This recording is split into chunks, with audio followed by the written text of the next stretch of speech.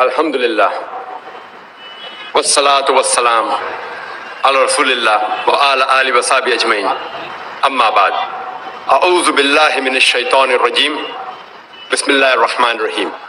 وقل جاء الحق وزهق الباطل ان الباطل کان زہوقا رب اشرح لی صدری ویسر لی امری واحلل عقدۃ من لسانی یفقہوا قولی۔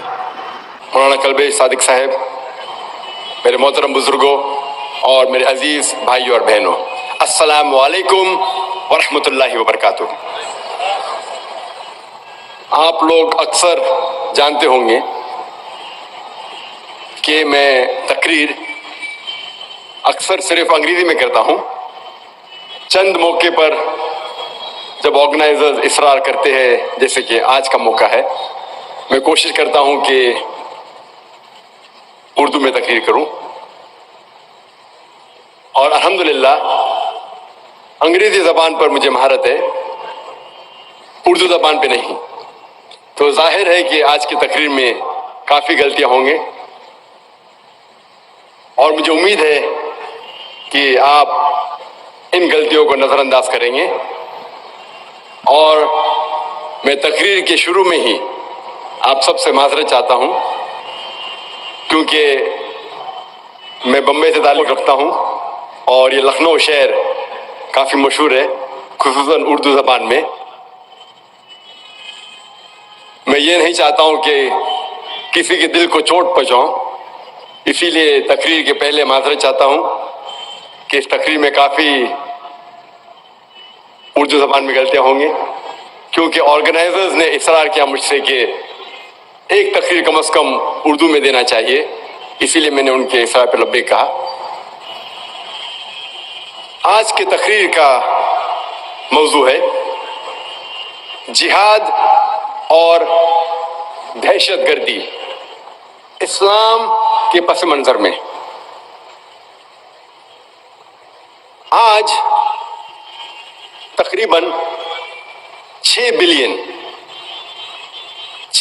کروڑ انسان اس ساری دنیا میں ہیں، اور اس میں سے 20% سے زیادہ 1.3 بلین 130 کروڑ سے زیادہ مسلمان ہیں۔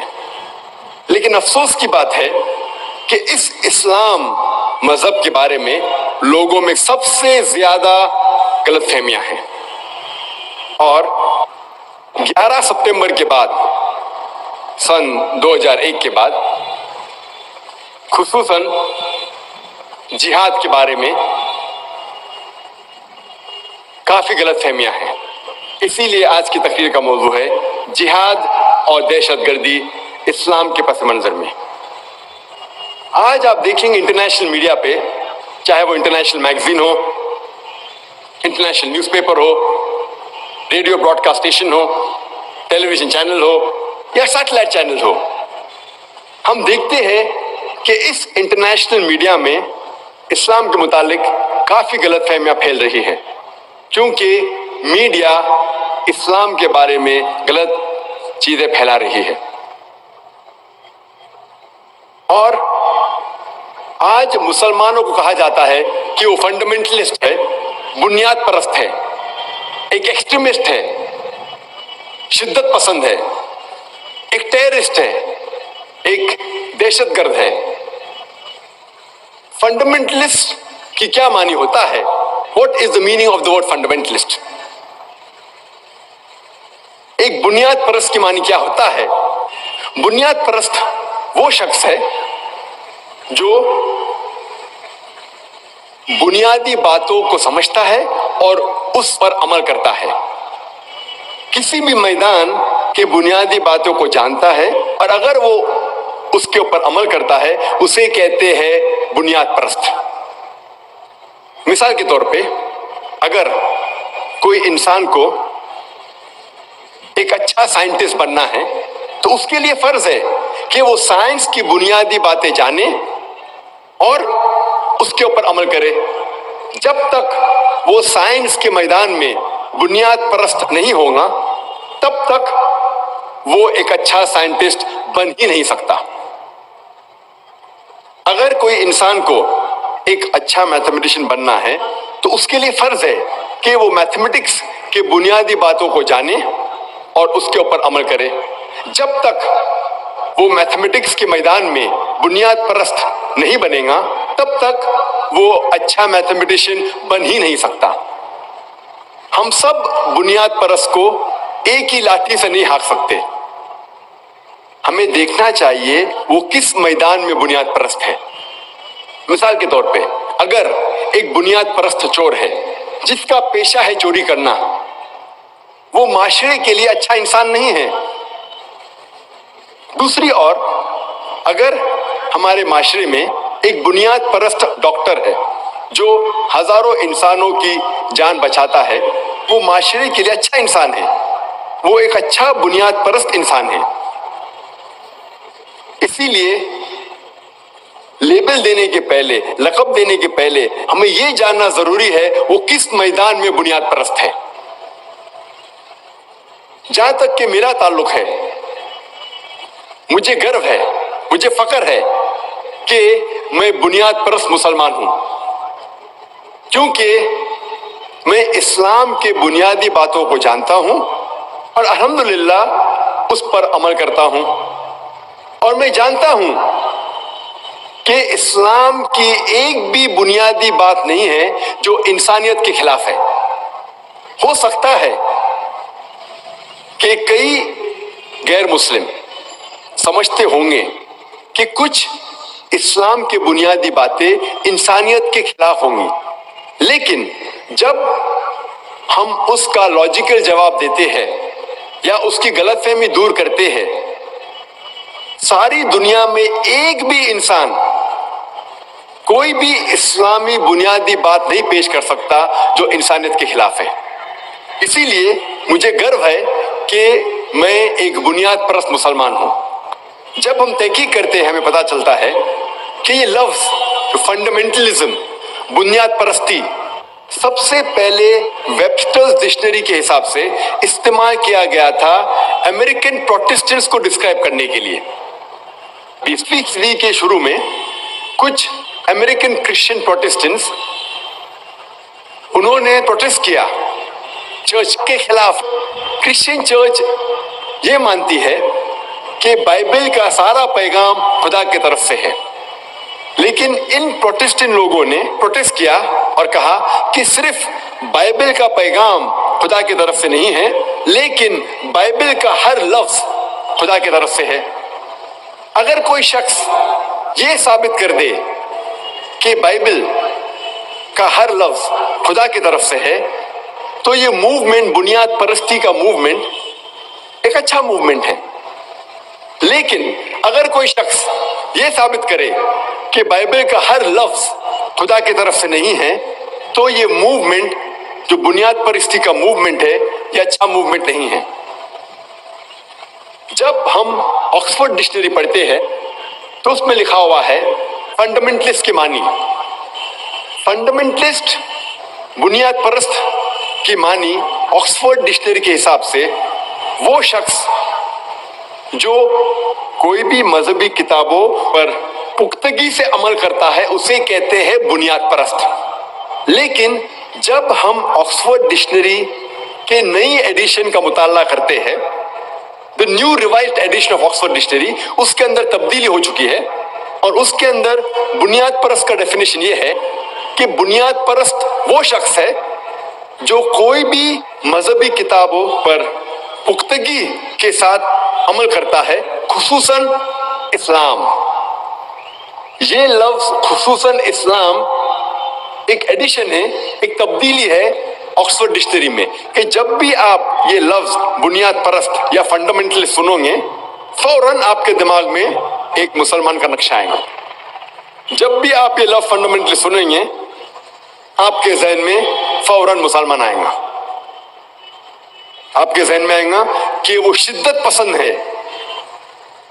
اور ہم دیکھتے ہیں کہ جب بھی میڈیا اسلام کو اٹیک کرتی ہے تو اکثر مسلمان ڈیفنس پہ جاتے ہیں، اپنے بچاؤ کے لیے کہتے ہیں ہم بنیاد پرست نہیں ہیں. جب میڈیا کہتی ہے کہ مسلمان شدت پسند ہے تو اکثر مسلمان کہتے ہیں ہم شدت پسند نہیں ہیں. میں کہتا ہوں کہ میں شدت پسند مسلمان ہوں. میں عدل کے میدان میں شدت پسند ہوں, پیار کے میدان میں شدت پسند ہوں, میں ایمانداری کے میدان میں شدت پسند ہوں. شدت پسند ہونا ان دا کریکٹ ڈائریکشن, صحیح ڈائریکشن میں اچھی بات ہے. قرآن میں اللہ سبحانہ تعالیٰ فرماتے ہیں کہ جہاں تک عدل کا سوال ہے ہمیں شدت پسند ہونا ضروری ہے. جہاں تک کہ دیالو رہنا چاہیے تو ہمیں شدت پسند ہونا چاہیے. جہاں تک پیار کا مسئلہ ہے ہمیں پیار کے ساتھ انسانوں کے ساتھ پیش آنا چاہیے. تو اگر ہم شدت پسند صحیح ڈائریکشن میں ہیں تو اس میں کیا حرج ہے؟ اگر میں کہتا ہوں کہ عدل کے میدان میں میں شدت پسند ہوں, ایمانداری کے میدان میں میں شدت پسند ہوں, پیار کے میدان میں شدت پسند ہوں, تو اس کے اندر حرج کیا ہے؟ ہمیں شدت پسند غلط چیزوں میں نہیں ہونا چاہیے, صحیح چیزوں میں ہونا چاہیے. ہم دیکھتے ہیں کہ اکثر وہی انسان اس کے وہی عمل کے لیے کئی بار دو لقب اسے دیے جاتے ہیں. مثال کے طور پہ لگ بھگ 60-70 سال پہلے جب انگریز ہندوستان کے اوپر حکومت کر رہے تھے تب بہت سے ہندوستانی اپنے دیش کے آزادی کے لیے جھگڑ رہے تھے. ان لوگوں کو انگریز نے کہا کہ یہ لوگ دہشت گرد ہیں. وہی لوگ, وہی عمل, عام ہندوستانی انہیں کہتا ہے کہ وہ پیٹریوٹ ہے, ایک دیش بھکت ہے, اچھے انسان ہیں, اچھے ہندوستانی ہیں. وہی انسان, وہی عمل, دو علیحدہ لقب. انگریز کہتے ہیں کہ وہ دہشت گرد ہے, عام ہندوستانی کہتے تھے وہ دیش بھکت ہے. وہی انسان, وہی عمل, دو لقب. اگر آپ انگریز کے نظریے سے سہمت ہے کہ انگریز کو ہندوستان پہ حکومت کرنے کا حق ہے تو ہم ان لوگوں کو دہشت گرد کہیں گے. لیکن اگر آپ عام ہندوستانی کے نظریے سے سہمت ہے کہ انگریز ہندوستان میں تجارت کرنے آئے تھے, انہیں ہندوستان پہ حکومت کرنے کا کوئی حق نہیں, تو ہم ان لوگوں کو کہیں گے کہ وہ دیش بھکت ہے, وہ اچھے ہندوستانی ہیں. وہی انسان, وہی عمل, دو علیحدہ لقب. اسی لیے لقب دینے کے پہلے فرض ہے کہ ہم یہ جانیں وہ کس وجہ کے لیے جھگڑ رہا ہے, کس وجہ کے لیے جدوجہد کر رہا ہے. اور دنیا میں ایسے سینکڑوں مثالیں ہیں. مثال کے طور پہ ساؤتھ افریقہ کو انڈیپینڈنس ملنے کے پہلے, آزادی ملنے کے پہلے, سفید لوگ ساؤتھ افریقہ پہ حکومت کر رہے تھے, اور یہ سفید حکومت نیلسن منڈیلا کو سب سے بڑا دہشت گرد, ٹیررسٹ کہتی تھی. اور اس نیلسن منڈیلا کو یہ سفید حکومت نے 25 سال سے زیادہ رابن آئلینڈ میں قید رکھا تھا. سفید حکومت نیلسن منڈیلا کو کہتی تھی کہ وہ دہشت گرد ہے. عام ساؤتھ افریقنز کہتے تھے کہ نیلسن منڈیلا ایک اچھا انسان ہے. وہی انسان, وہی عمل, لیکن دو علیحدہ لقب. سفید حکومت کہتی تھی کہ وہ ایک دہشت گرد ہے, عام ساؤتھ افریقنز کہتے تھے کہ وہ اچھا انسان ہے. اگر آپ سفید حکومت, وائٹ اپارتھائڈ گورنمنٹ کے نظریے سے سہمت ہے کہ سفید چمڑی انسان کو اونچا کرتی ہے, تو ہمیں بے شک یہ قبول کرنا ہوگا کہ نیلسن منڈیلا ایک دہشت گرد تھا. لیکن اگر آپ عام ساؤتھ افریقنز کے نظریے سے سہمت ہے کہ چمڑی کا رنگ انسان کو اونچا یا نیچا نہیں کر پاتا, جس طریقے سے اللہ سبحانہ وتعالیٰ فرماتے ہیں سورہ حجرات میں, سورہ نمبر 49 آیت نمبر 13 میں اللہ تعالیٰ فرماتے ہیں یا ایھا الناس انا خلقناکم من ذکر و انثی وجعلناکم شعوبا وقبائل لتعارفوا ان اکرمکم عند اللہ اتقاکم ان اللہ علیم خبیر. इंसानों, हमने तुम्हें एक जोड़े से पैदा किया है, आदमी और औरत के, और आप लोगों को कबीलों में बांटा है ताकि आप एक दूसरों को पहचान सको, ना कि आप एक दूसरों से नफरत करें। और आप लोगों में से सबसे बेहतर इंसान वो है जिसके पास तकवा है। अल्लाह की नजर में, इस्लाम के नजर में कोई भी इंसान ऊंचा या नीचा जात पात से नहीं होता, चमड़ी के रंग से नहीं होता, माल से नहीं होता, दौलत से नहीं होता, जिन से नहीं होता, लेकिन होता है सिर्फ तकवे के साथ, खुदा के खौफ के साथ, अच्छे अमाल के साथ। अगर आप इस्लामिक नजरिए से सहमत है कि चमड़ी का रंग कोई इंसान को ऊंचा या नीचा नहीं करता, तो हमें यह कबूल करना पड़ेगा कि नेल्सन मंडेला दहशतगर्द नहीं था, वो अच्छा इंसान था। और साउथ अफ्रीका को आजादी मिलने के बाद चंद साल बाद वही शख्स नेल्सन मंडेला को नोबेल प्राइज मिलता है। नोबेल प्राइज सारी दुनिया में अमन का सबसे बड़ा अवार्ड, उसे कहते हैं नोबेल प्राइज फॉर पीस। वही शख्स जिसको 25 साल कैद किया गया था और 25 साल तक कहा गया था कि वो दहशतगर्द है, चंद साल बाद उसे अवार्ड मिलता है नोबेल प्राइज फॉर पीस। सारी दुनिया का सबसे ऊंचा अवार्ड अमन के मैदान में वही शख्स को मिलता है।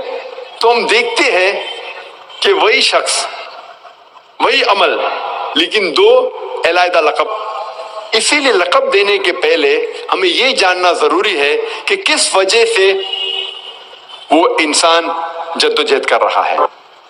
आज सबसे ज्यादा गलतफहमी जो इस्लाम के मुतालिक है वो है लफ्ज जिहाद। लफ्ज जिहाद के मुतालिक सबसे ज्यादा गलतफहमियां हैं। ये गलतफहमियां सिर्फ गैर मुस्लिम के दरमियान नहीं है, लेकिन मुसलमानों के बीच भी है। गैर मुस्लिम और कई मुसलमान ये समझते हैं कि कोई भी जंग अगर कोई भी मुसलमान लड़ रहा है, चाहे वो जाती फायदे के लिए हो, चाहे अपने नाम के लिए हो, चाहे माल के लिए हो, चाहे ताकत के लिए हो, अगर कोई भी जंग कोई भी मुसलमान लड़ रहा है उसे कहते हैं जिहाद। ये बहुत बड़ी गलतफहमी है।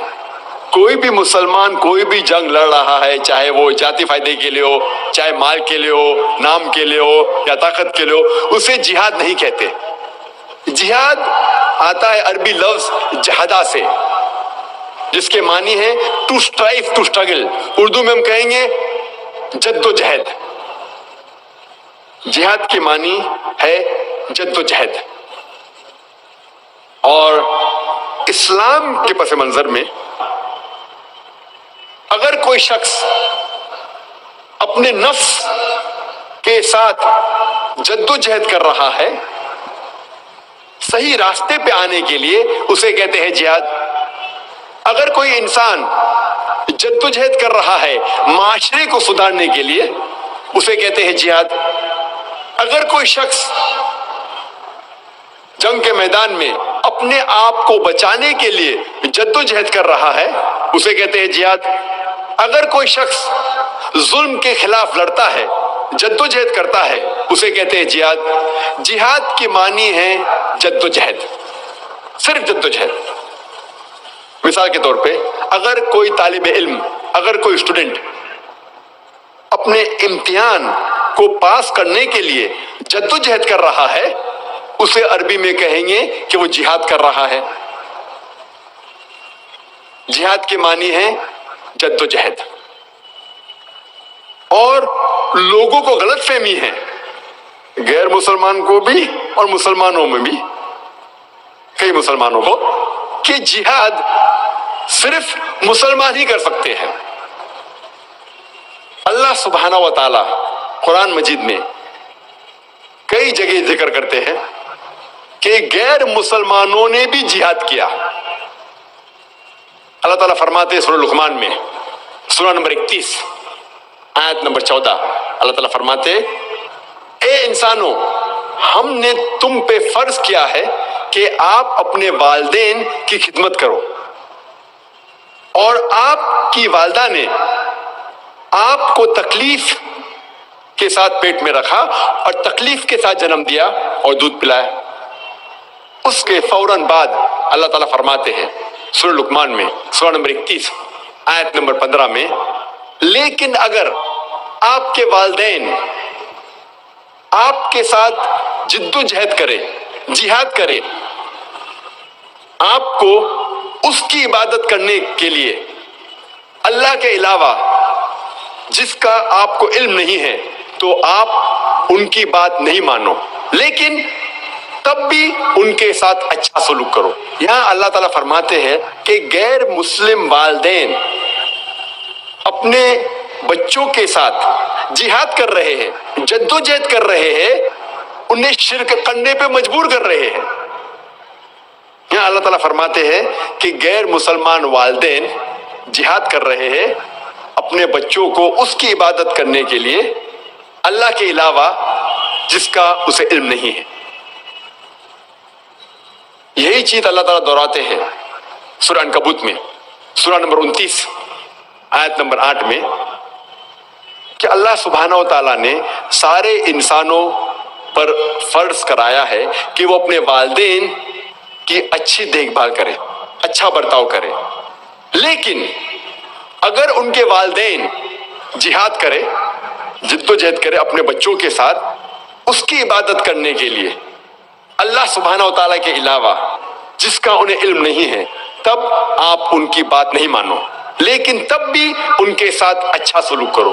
یہاں بھی اللہ سبحانہ و تعالیٰ فرماتے ہیں کہ غیر مسلم والدین اپنے بچوں کے ساتھ جہاد کر رہے ہیں، شرک کرنے پہ مجبور کر رہے ہیں، تب آپ ان کی بات نہیں مانو، لیکن پھر بھی ان کے ساتھ اچھا سلوک کرو۔ تو ان آیتوں سے ہمیں یہ پتہ لگتا ہے کہ جہاد غیر مسلم بھی کر سکتے ہیں۔ اللہ تعالیٰ فرماتے سورہ نساء میں سورہ نمبر 4 آیت نمبر 76، اللہ تعالیٰ کہتے ہیں کہ مومن وہ انسان ہے جو اللہ کے راہ میں حق کے لیے جد و جہد کرتا ہے، اور وہ انسان جو حق کے خلاف ہے، وہ لوگ جد و جہد غلط راستے پہ کرتے ہیں، شیطان کے راہ میں کرتے ہیں۔ اللہ تعالیٰ فرماتے ہیں کہ مومن اور مسلمان جہاد فی سبیل اللہ کرتے ہیں، اور جو حق کے خلاف ہے وہ کرتے ہیں جہاد فی سبیل شیطان، جد و جہد کر رہے ہیں شیطان کے راہ میں۔ تو جہاد کے کئی قسم ہیں، لیکن عام طور پہ جب بھی یہ لفظ جہاد کا استعمال ہوتا ہے، یہ عام طور پہ مانا جاتا ہے کہ جہاد فی سبیل اللہ ہے، جہاد اللہ کے راہ میں ہے۔ اگر خصوصاً کوئی چیز کا ذکر ہے اللہ کے خلاف تو پتہ لگتا ہے کہ اللہ کے راہ میں جہاد نہیں ہے، لیکن عام طور پہ جب بھی یہ لفظ جہاد کا استعمال ہوتا ہے اسلام کے پس منظر میں، اس کے معنی ہے جہاد فی سبیل اللہ، جد و جہد کرنا اللہ کے راہ میں۔ اور غیر مسلم اکثر جہاد کا ترجمہ انگریزی میں کرتے ہیں ہولی وار، پاک جنگ، جنگ مقدس۔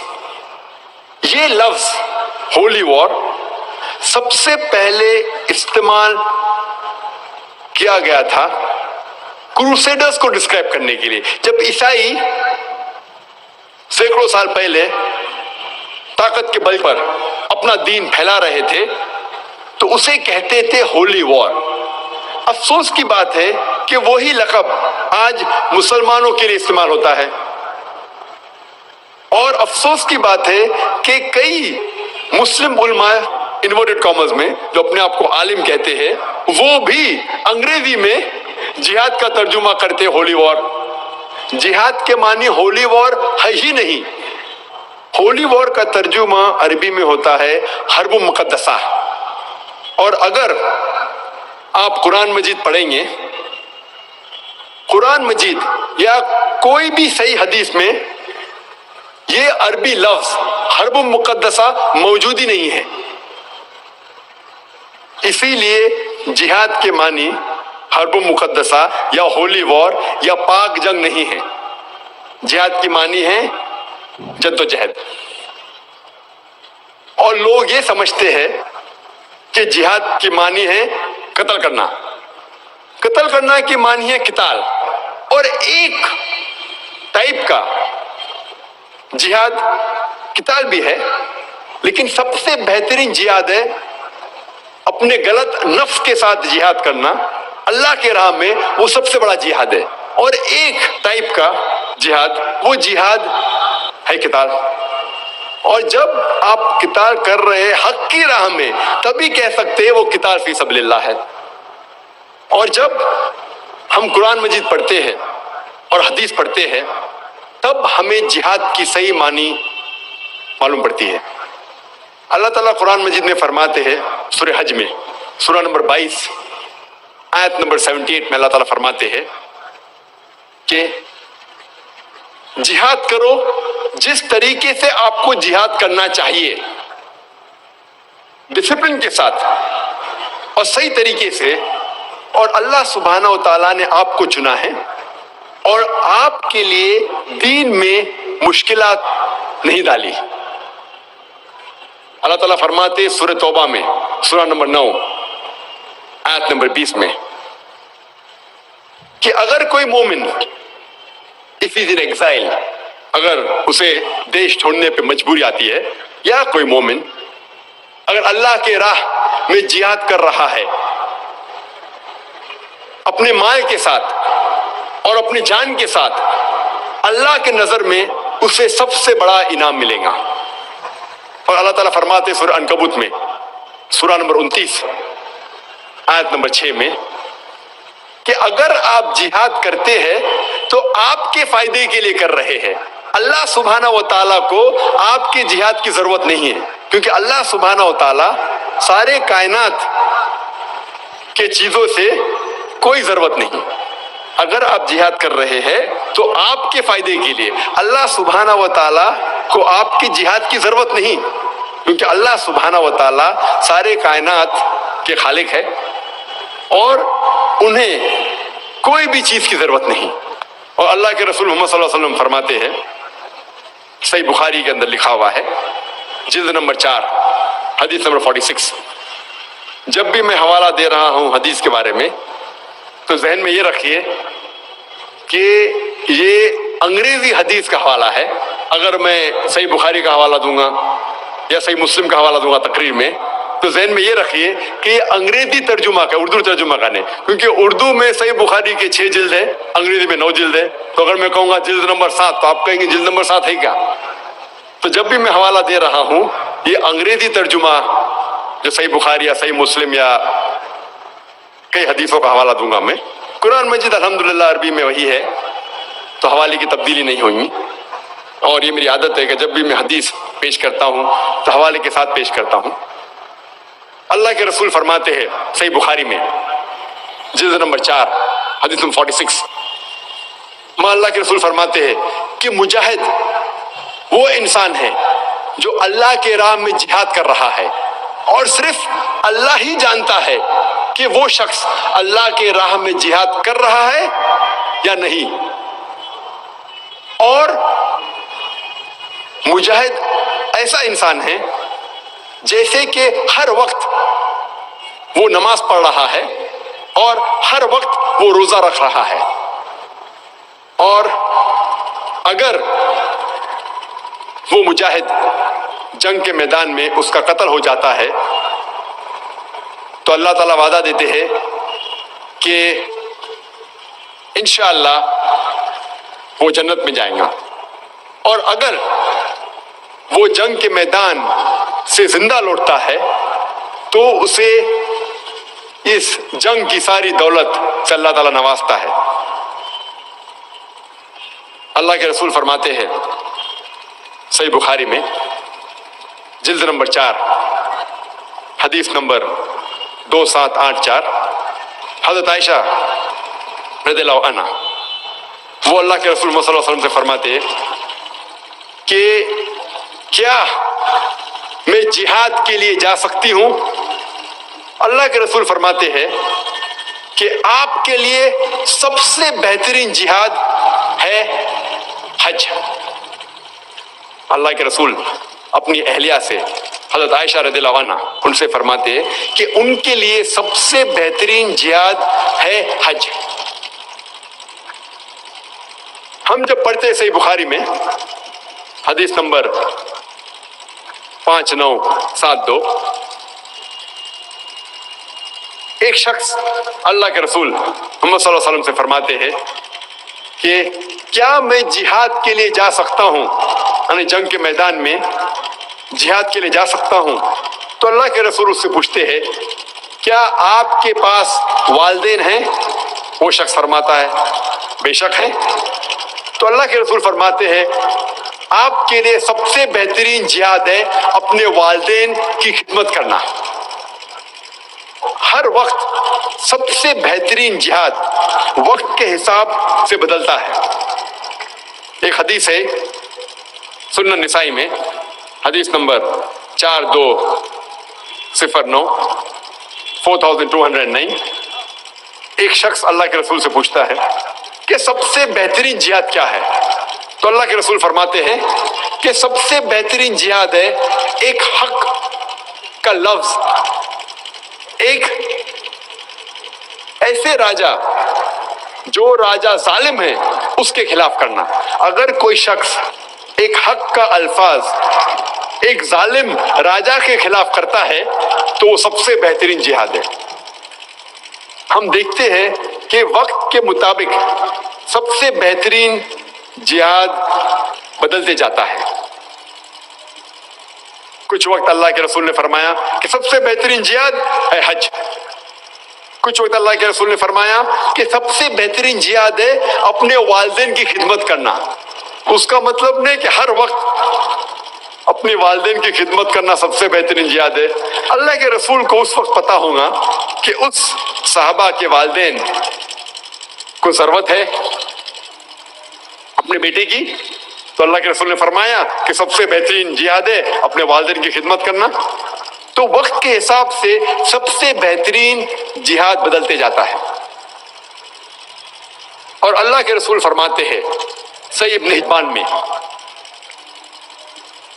کہ سب سے بہترین جہاد ہے کہ اپنے نفس کے خلاف جہاد کرنا اللہ کے راہ میں، وہ سب سے بہترین جہاد ہے۔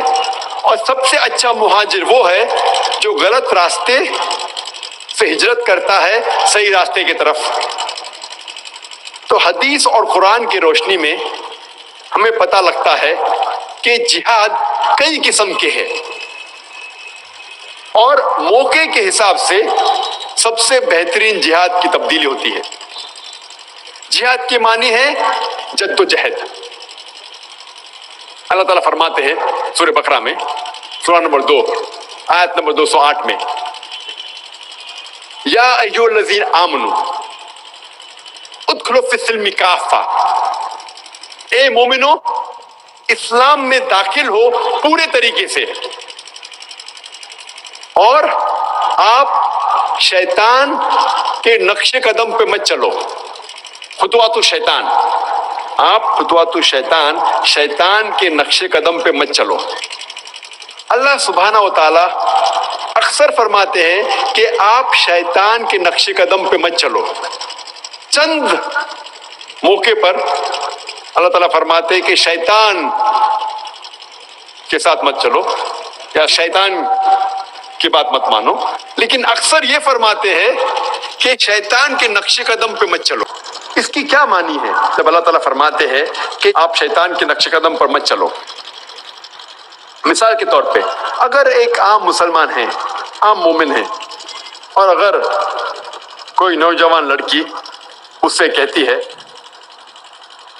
کہ آؤ ہم رات ساتھ میں گزارے، وہ مسلمان کہیں گا رات ساتھ میں گزارنا حرام، فوراً اسے پتہ لگے گا یہ شیطان کی حرکت ہے۔ وہ کہیں گا بے شک یہ ہو ہی نہیں سکتا۔ اگر عام مسلمان ہے، عام مومن ہے، ایک نوجوان لڑکی کے ساتھ رات گزارنا حرام، لیکن وہی عام مسلمان، عام شخص، عام مومن اگر کوئی لڑکی اسے ٹیلی فون کرتی ہے تو وہ کہیں گا کہ لڑکی سے ٹیلی فون پہ بات کرنے میں کیا حرج ہے، کوئی حرج نہیں ہے، تو وہ لڑکی سے ٹیلی فون پہ کئی بار گفتگو کرتا ہے۔ اس کے بعد لڑکی کہتی ہے کہ چلو کئی ساتھ میں چائے پئیں گے، تو وہ شخص سوچتا ہے کہ لڑکی کے ساتھ چائے پینے میں کیا حرج ہے، نو پرابلم، تو وہ لڑکی کے ساتھ باہر جا کے چائے پیتا ہے۔ کچھ وقت چائے پینے کے بعد لڑکی کہتی ہے کہ چلو ہم رات میں ساتھ میں کھانا کھائیں گے، کوئی ہوٹل میں، کوئی ریسٹورینٹ میں۔ لڑکی کے ساتھ ریسٹورینٹ میں کھانا کھانے میں کیا حرج ہے، کوئی حرج نہیں ہے، نو پرابلم۔ اس کے بعد جب لڑکی کہتی ہے کہ ساتھ میں ہوٹل میں رات گزاریں گے، وہ شخص کہتا ہے لڑکی کے ساتھ رات گزارنا ہوٹل میں کیا پرابلم، نو پرابلم، کوئی حرج نہیں۔ اسے کہتے ہیں خطوات الشیطان۔ یہ میری مثال ہے، قرآن مجید میں اس کا ذکر نہیں ہے۔ قرآن مجید میں اللہ تعالیٰ فرماتے ہیں کہ شیطان کے نقش قدم پہ مت چلو۔ یہ مثال ہے کہ آہستہ آہستہ شیطان لوگوں کو بہکاتا ہے۔ پہلے ٹیلی فون پہ بات کرنا کوئی حرج نہیں، نو پرابلم۔ ساتھ میں چائے پینا لڑکی کے ساتھ، نو پرابلم، کوئی حرج نہیں۔ اس کے ساتھ رات میں کھانا کھانا کوئی حرج نہیں، اس کے ساتھ رات بتانا کوئی حرج نہیں۔ اسے کہتے ہیں خطوات الشیطان۔ تو اللہ تعالیٰ فرماتے ہیں یا ایھا الذین آمنو، اے مومنو، ادخلوا فی السلم کافہ، اسلام میں پورے طور سے داخل ہو اور شیطان کے نقش قدم پر مت چلو۔ تو سب سے بڑا جہاد ہے اپنے نفس کے خلاف، جو شیطان ہمیں بھڑکاتا ہے اس کے خلاف جہاد کرنا سب سے بڑا جہاد ہے۔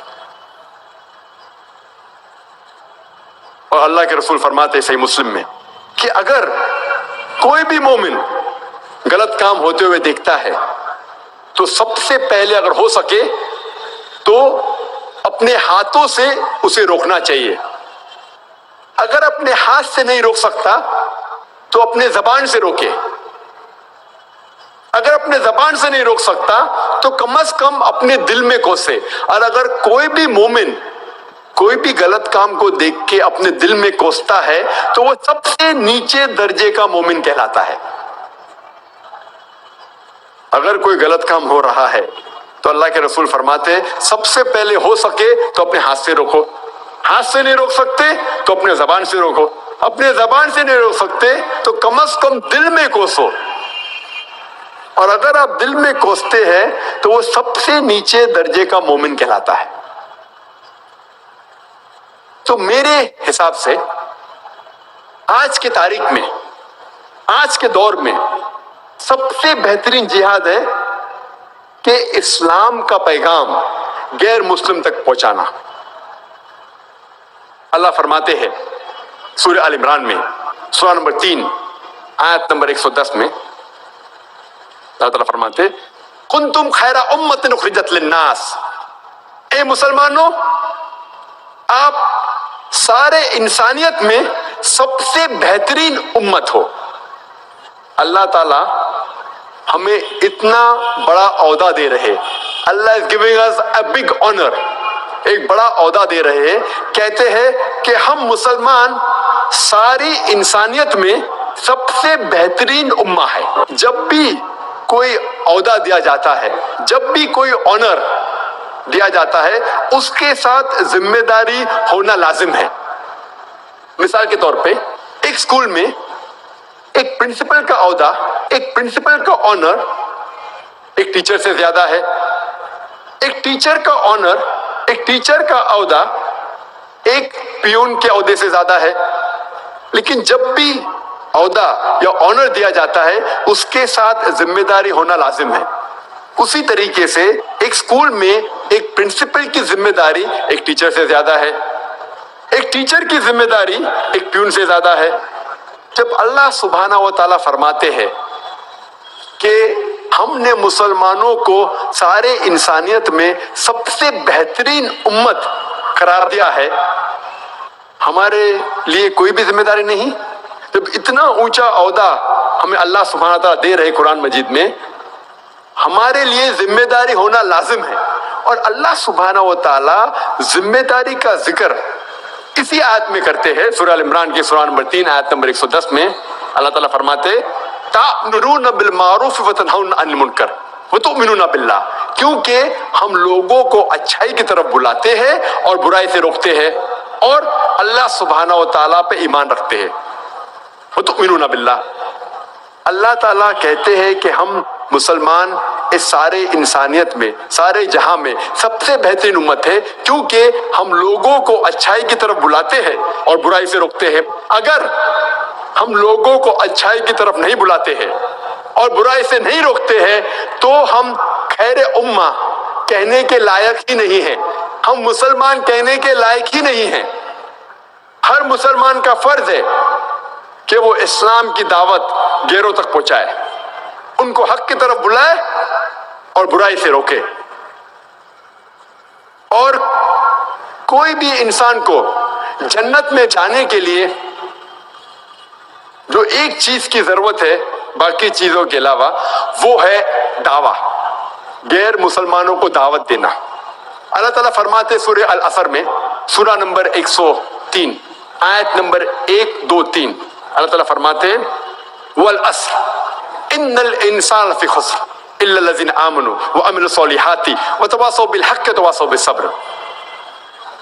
اللہ تعالیٰ زمانے کی قسم کھاتے ہیں اور کہتے ہیں کہ آدمی خسارے میں ہے، انسان خسارے میں ہے، صرف وہ لوگ جو 4 چیزوں پر عمل کرتے ہیں، صرف یہ شخص خسارے میں نہیں ہے۔ سب سے پہلے ایمان، پھر عمل صالحات، اچھے اعمال، نمبر 3 وتواصوا بالحق، لوگوں کو حق کی طرف بلانا، دعوت دینا، غیر مسلم کو حق کی طرف بلانا اور اصلاح کرنا مسلمانوں کے ساتھ، نمبر 4 وتواصوا بالصبر، کہ لوگوں کو صبر کی طرف بلانا۔